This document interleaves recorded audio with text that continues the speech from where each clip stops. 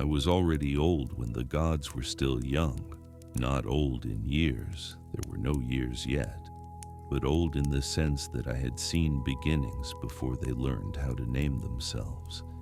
I had watched power settle into shape.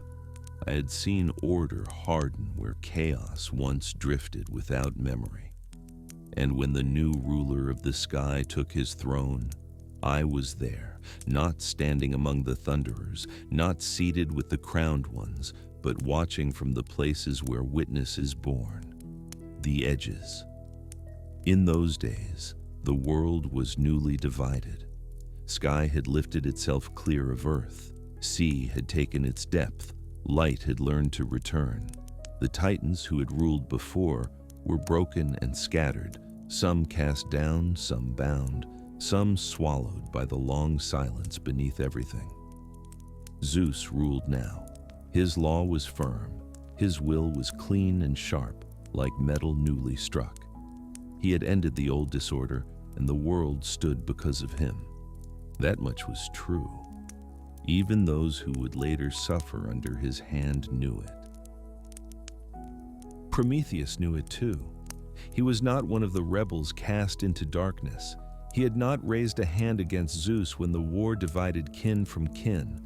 He had chosen the winning side, though not from fear. He was careful with choices. He saw far. His name itself meant forethought, and it was earned.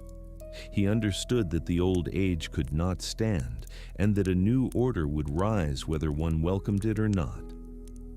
At first, Zeus trusted him. Prometheus moved freely among gods and mortals. He walked where thunder did not strike. He spoke without lowering his eyes. He did not flatter, but he did not resist. He watched, he measured, he remembered, and it was because he remembered that the trouble began. For when the gods took their places, when each power claimed its share, sky, sea, craft, harvest, death, there remained another matter, small at first glance, easily overlooked, the creatures who had been shaped to live briefly beneath it all.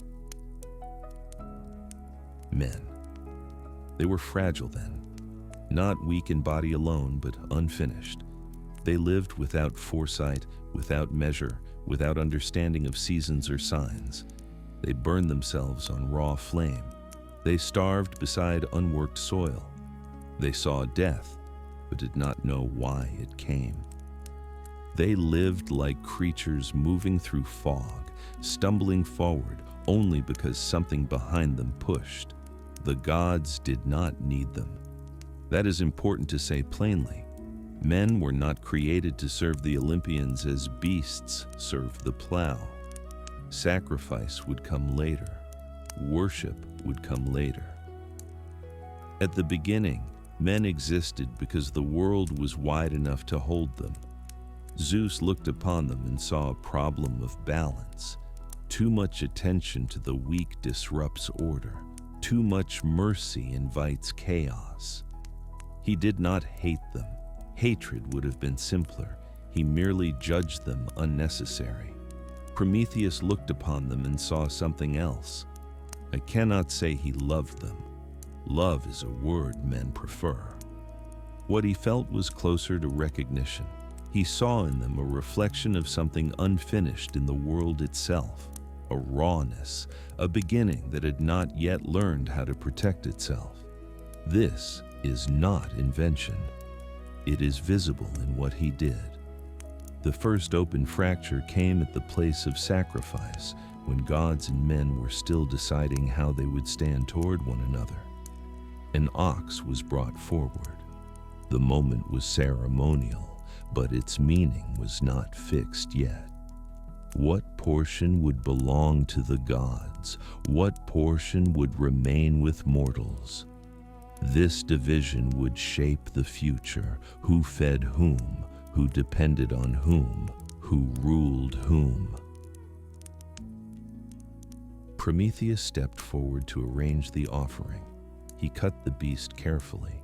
He separated flesh from bone, and then he made 2 portions. In one, he placed the rich meat, the fat, the substance that nourishes life, but he hid it beneath the unlovely parts, the stomach, the skin, the refuse no one reaches for first. In the other, he placed bare bones, stripped clean, and wrapped them in shining white fat, gleaming, deceptive, beautiful to the eye. Then he presented both to Zeus and invited him to choose. Zeus was not ignorant. The ancient texts are clear on this point, though later tellers soften it.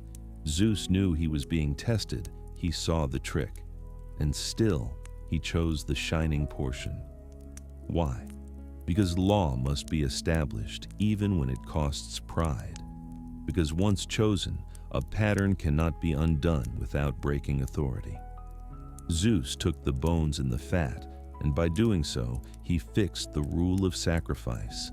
Men would keep the meat. Gods would take the smoke and the scent. The choice was made. The rule was set. But anger followed knowledge. Zeus allowed the decision to stand, and then he withdrew fire from the world of men. Without fire, all the hidden generosity of Prometheus's division became useless. Flesh rotted. Metal could not be shaped. Darkness pressed close after sunset. The thin line between survival and extinction narrowed to nothing. This was the correction. Order reasserting itself. Prometheus saw what had been done. He understood the message. He also understood that the story was not finished. So he acted again. He took fire, not openly, not with force, not in rebellion. He took it quietly, concealing it within a hollow fennel stalk, carrying it down from the realm of gods into the hands of those who could not protect it themselves. Fire returned to men.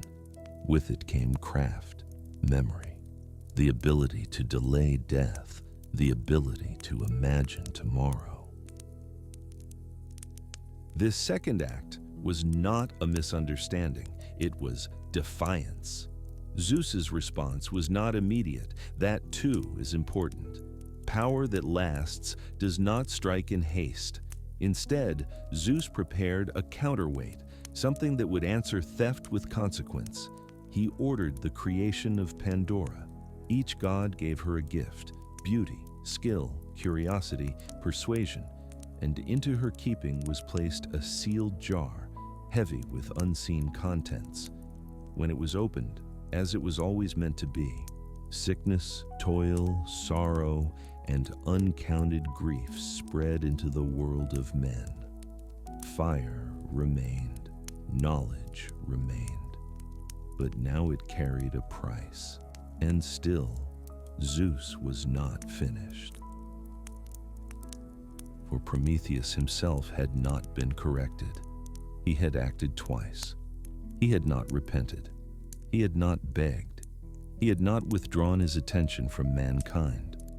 So the judgment turned toward him. This time, there would be no subtlety. I remember the day he was taken, not dragged, not struggling, not shouting. He did not resist. Resistance would have implied hope of escape, and he had already looked beyond that. He was seized by the agents of Zeus's will and brought to the edge of the world, to a high and desolate place where no city stands and no voice carries far.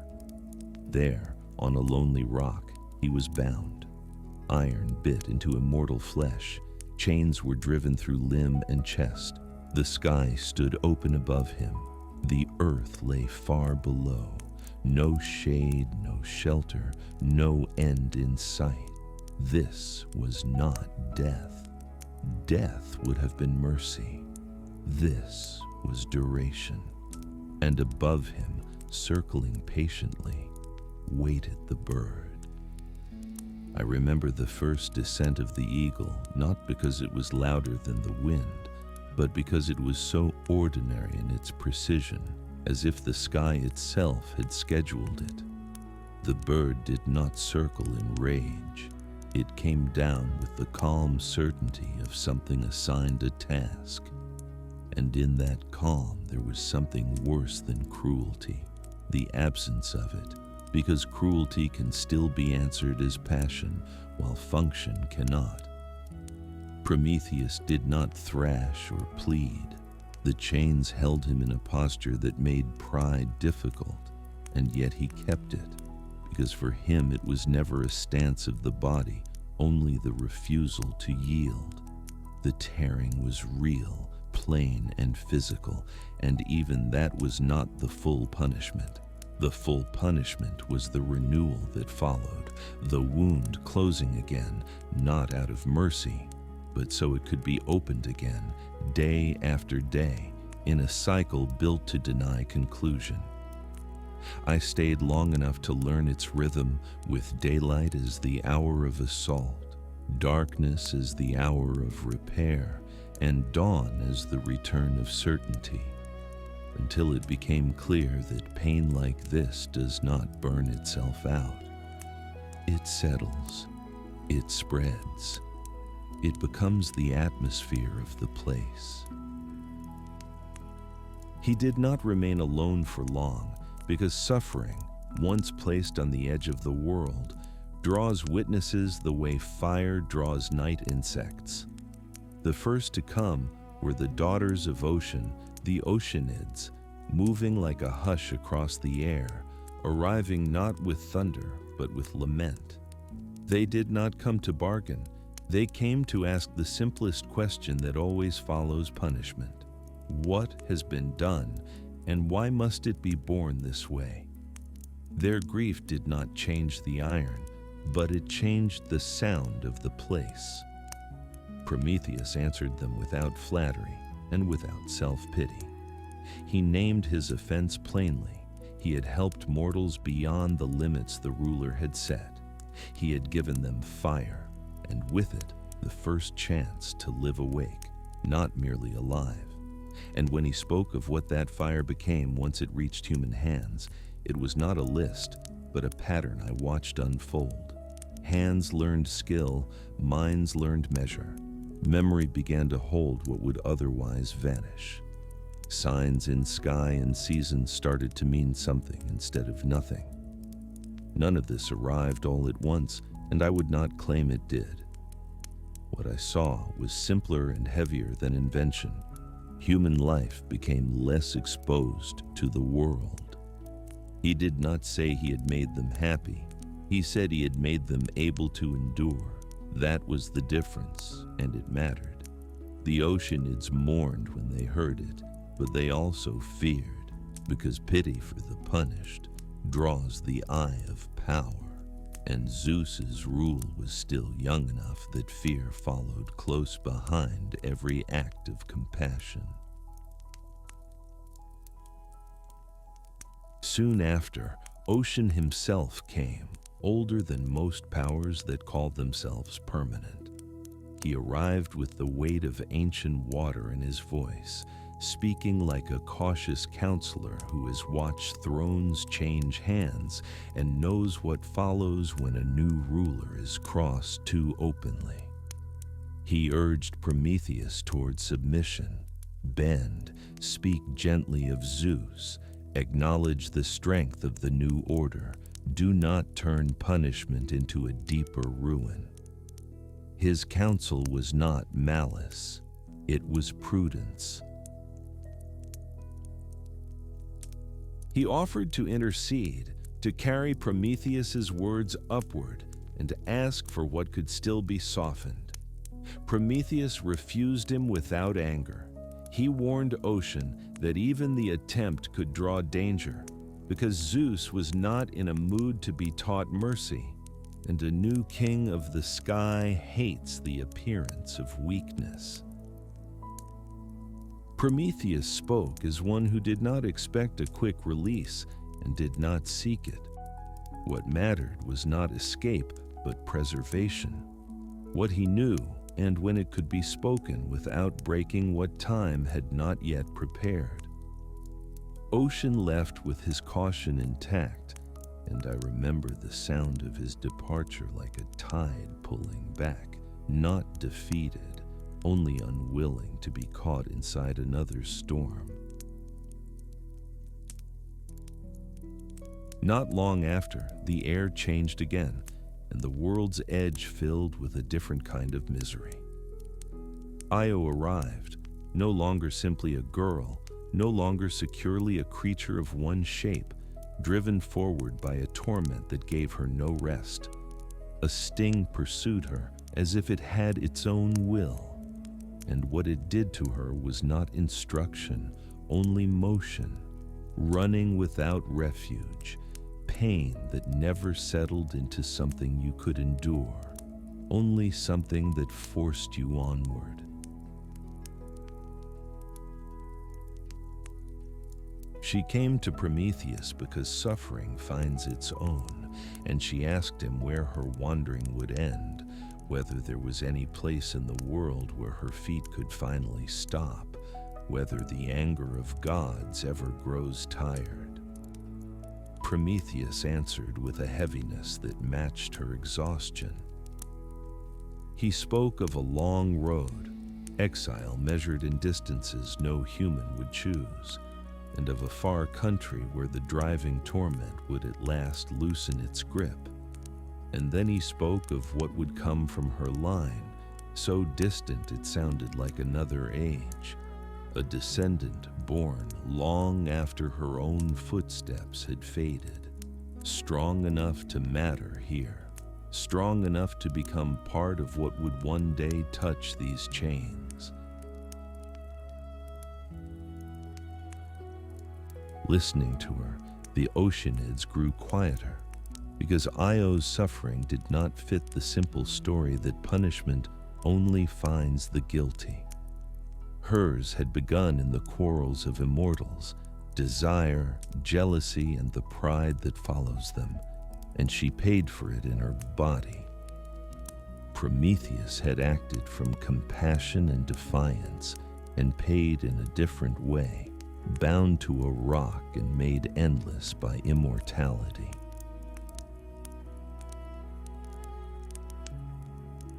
Two different beginnings, the same result. When the gods struggle among themselves, the cost spills downward, and mortals, and those who stand too near mortals, are the ones who carry it.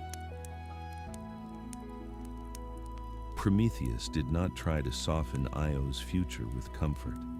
He spoke the way he always spoke, measured, exact, as if naming a shape already set in the dark. He gave her neither tenderness nor false hope, only orientation, a sense that suffering can be placed inside time instead of being only chaos. And when Io finally moved on, the rock felt quieter for a moment, not because anything had improved, but because her restless torment had shown in one body what the gods' quarrels do when they spill downward. Beneath that encounter, the deeper tension remained untouched and sharpened. Zeus wanted a piece of Prometheus that chains could not reach. He could bind him, display him to the sky, send the eagle day after day. But he could not force the one thing Prometheus still controlled: his timing, his speech, and what he carried about the throne's own future. Prometheus knew a truth tied to the security of the throne, a truth about succession, the danger not of an enemy's spear, but of a union that could bring forth a child stronger than the father. It was an old pattern, older than Zeus's reign, written into the history of power itself, and Prometheus understood it because he had lived through it. The Titans had fallen by such turning, and a crown does not make a ruler immune to what crowns have always feared. Zeus knew Prometheus knew, and that knowledge lay between them like a wedge in wood, not splitting it at once, but holding the grain under strain, promising that pressure would one day force an answer. When the messenger of Zeus finally came, it was not with pity and not with negotiation dressed as advice. Hermes arrived with the clean voice of authority, swift, sharp, and certain, carrying the direct demand of a ruler who had decided that patience was no longer useful. He did not ask Prometheus what he had done, because the world already knew. He asked what Prometheus knew and refused to say, and he demanded the secret plainly, in the tone of someone who expects obedience as naturally as breath. Prometheus answered with scorn, not for the gods in general, and not for order itself, but for the assumption that suffering automatically turns a mind into surrender. Hermes threatened him with further punishments, storms that would not pass, crashes that would break the air open, the rock itself torn loose, the sentence driven deeper into isolation. Prometheus did not deny that Zeus could do these things. He denied only that force could purchase safety from what was already approaching. He refused to name the secret, refused to turn what he knew into a tool for the throne. And in that refusal, the air tightened, as if even the sky could feel the strain between command and the one thing command cannot seize: timing. The Oceanids trembled at the exchange, not because they doubted Zeus's power, but because they understood what follows when power is contradicted to its face. Hermes turned his warning on them as well, telling them to leave, to separate themselves from Prometheus's fate, to save themselves by stepping back into obedience while there was still time. They hesitated, caught between compassion and fear, because leaving would have been the safe choice, and remaining would have made them participants simply by standing too near. And yet they did not go. Pity, once fully awake, does not always retreat even when retreat is sensible. And I remember their choice because it changed the feeling of the place. It gave the rock a different kind of dignity, a quiet refusal to abandon what was already suffering. Prometheus was not alone when the last pressure gathered, and then Zeus answered, not with argument, not with persuasion, but with force that does not speak. The sky broke open with thunder, and the wind rose harshly, not like weather, but like a sentence being carried out. The rock itself shuddered as if the world's foundation meant to remind every witness that it could still move, that even stone was not safe when the ruler's will pressed down hard enough. The cliff shook, the air whipped into roar, and the place turned uninhabitable in an instant, as though the edge of the world had been seized and shaken like a warning held up for all to see. Prometheus remained bound. The Oceanids cried out, their voices swallowed almost at once by the violence around them. And in the middle of that chaos, when any sane creature would have traded anything for relief, Prometheus still refused to speak the secret. That refusal was the true center of the moment, not release, not reconciliation, but endurance tightened into something even more absolute, suffering accepted rather than the future surrendered too soon. And so the story, as it stands in its oldest shape, ends there. Not with the loosening of chains, but with the deepening of pressure. Prometheus remains unbroken, still punished, still withholding what he knows as earth and sky convulse around him, because the throne can shake the world and still not force the right word at the wrong hour. There are other tellings that speak of what comes later, of a release that finally arrives, but that is not what the rock itself remembers first. What endures in the last image is not liberation, but stance. Compassion, neither victorious nor erased, authority neither collapsed nor softened, and time still moving forward with its own stubborn law. The future, whatever shape it takes, was not secured by comfort. It was held in place by refusal, by timing, by the discipline of silence, when silence is the only power left.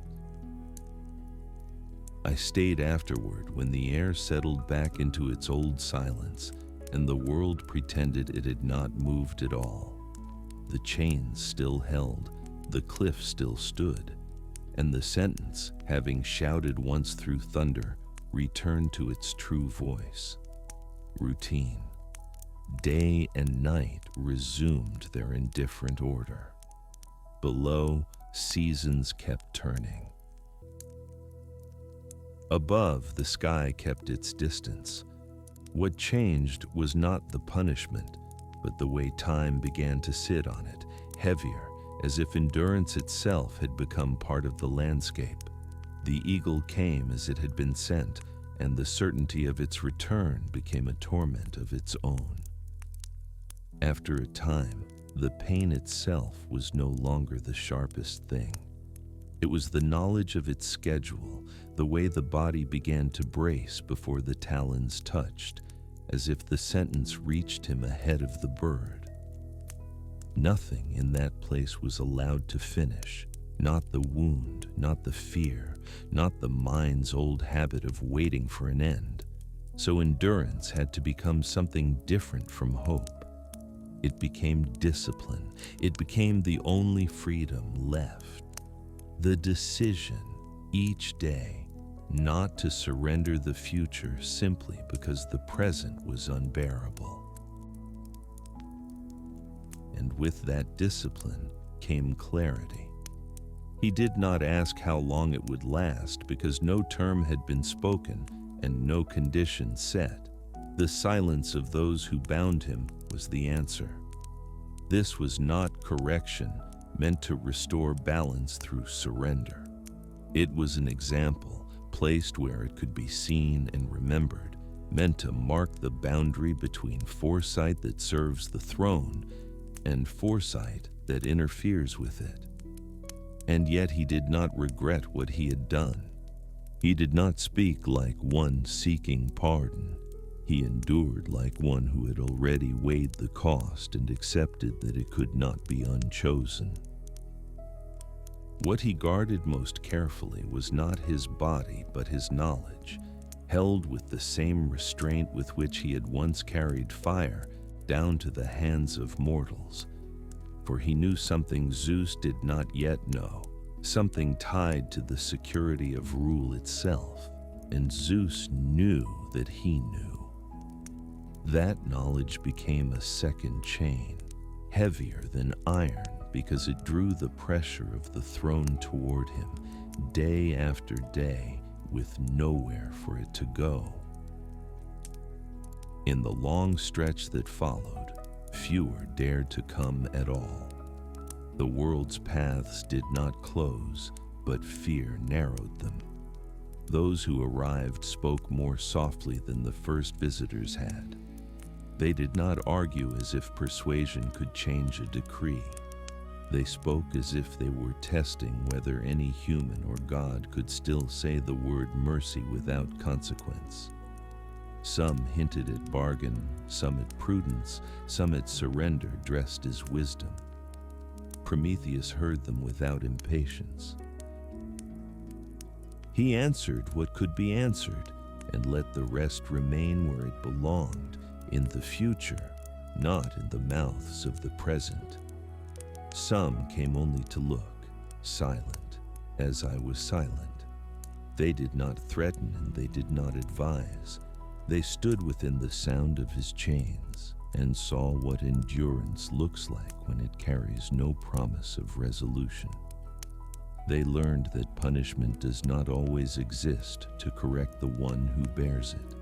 Sometimes it exists to mark the boundaries of power for everyone else. In his stillness, Prometheus became a fixed point, a measure against which the new order tested itself.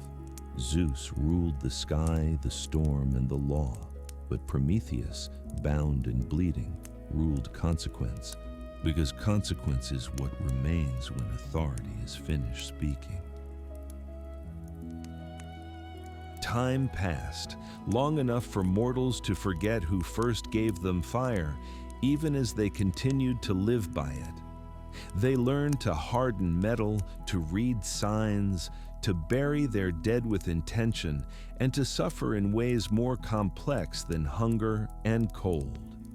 The troubles sent into the world with Pandora spread through generations, and still hope remained, thin but persistent, not strong enough to erase sorrow, only strong enough to keep life moving forward.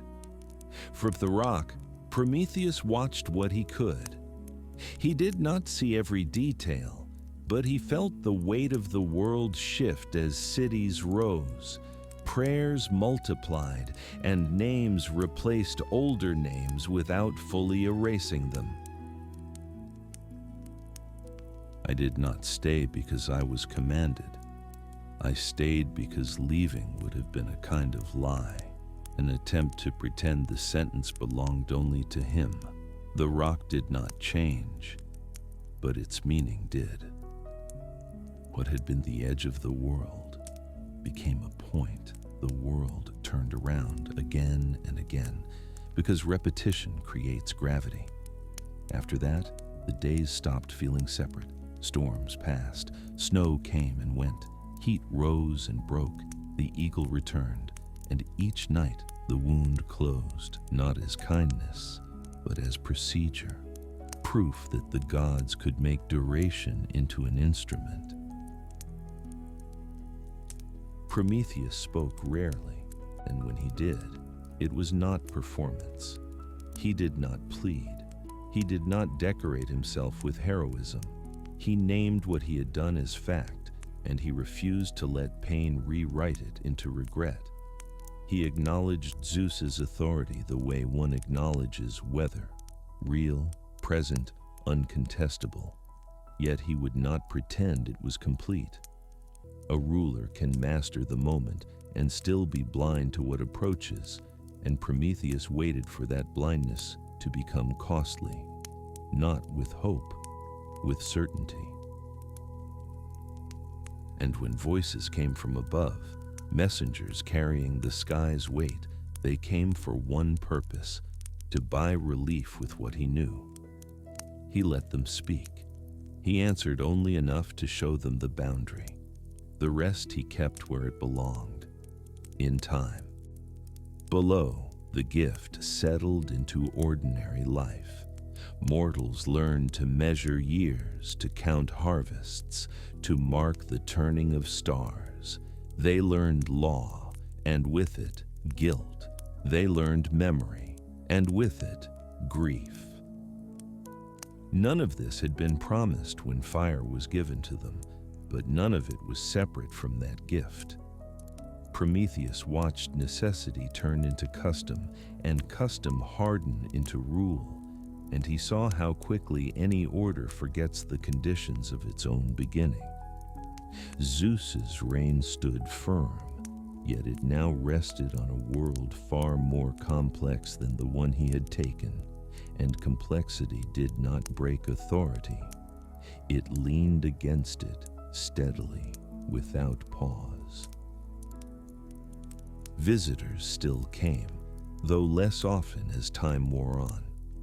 They urged him to yield, to trade what he knew for relief, and their arguments shifted from sharp insistence to quiet resignation as the world continued forward without them. It was as if even persuasion grew tired when it could not change the shape of what had already been decided. Below, fire became ordinary. Craft hardened into tradition, memory thinned into fragments. To some, he remained a benefactor. To others, only a name tied to suffering, a warning repeated without weight. The stories shortened because they had to. Prometheus did not resent the forgetting. What mattered was that the gift endured even as its giver faded, and that the world had grown around fire into a shape that could not be undone without destroying what it had become. Even Zeus could not ignore this. Silence lengthened, not because punishment had erased the act, but because the act had already reshaped what could follow. Authority could impose cost, but it could not pull the world back to what it had been. And so, slowly, the pressure shifted. What Prometheus carried became less a threat than a necessity, because rule cannot move forward forever without facing what lies ahead. Change did not arrive as mercy. It arrived as inevitability, quiet, structural, unavoidable. And Prometheus waited without impatience, because waiting had become his element, and he would not break the sequence of the world early for the comfort of release. From the rock, he watched what that pressure produced below. Belief maturing the way cities mature, by layers. Fear did not vanish. It learned ritual. Names multiplied, domains were assigned, bargains were imagined. Offer this, be spared that became the world's upward speech, as if the sky could be negotiated with. Prometheus recognized the structure at once because he had watched it form at the beginning. Division, offering, choice, consequence. The forms changed, but the logic held. And the longer it held, the more weight settled into the throne. And with that weight came risk. A ruler who cannot see what is coming will grasp at the wrong alliance, the wrong certainty, and call it safety. Prometheus kept silent until the day that silence would have driven Zeus into that mistake. This was why the knowledge Prometheus held mattered, and why he refused to speak it too soon. It was not a secret meant for revenge, nor a weapon meant to overthrow the ruler of the sky. It concerned the future of rule itself, its limit, and the moment when it would be forced to change in order to survive. Prometheus had already witnessed what happens when change arrives before the world is able to hold it.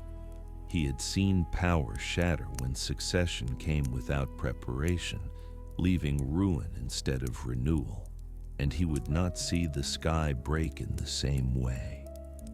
Because of this, the distance between him and Zeus held. Punishment could warn and it could delay, but it could not undo what had already grown in the world below. The order had been marked by fire, and the mark could not be erased without tearing the world apart. The moment did not arrive with thunder. By the time it approached, spectacle was no longer needed. What pressed upon the sky was not rebellion, but convergence, events drawing together until silence itself became unstable. Zeus came to recognize this not as defeat, but as limit, because rule does not end when it meets foresight, it changes shape. The long punishment had served as boundary and warning, but to carry it beyond its hour would have damaged what it was meant to preserve. Order had matured, and the world beneath it had grown capable of receiving truth without collapse.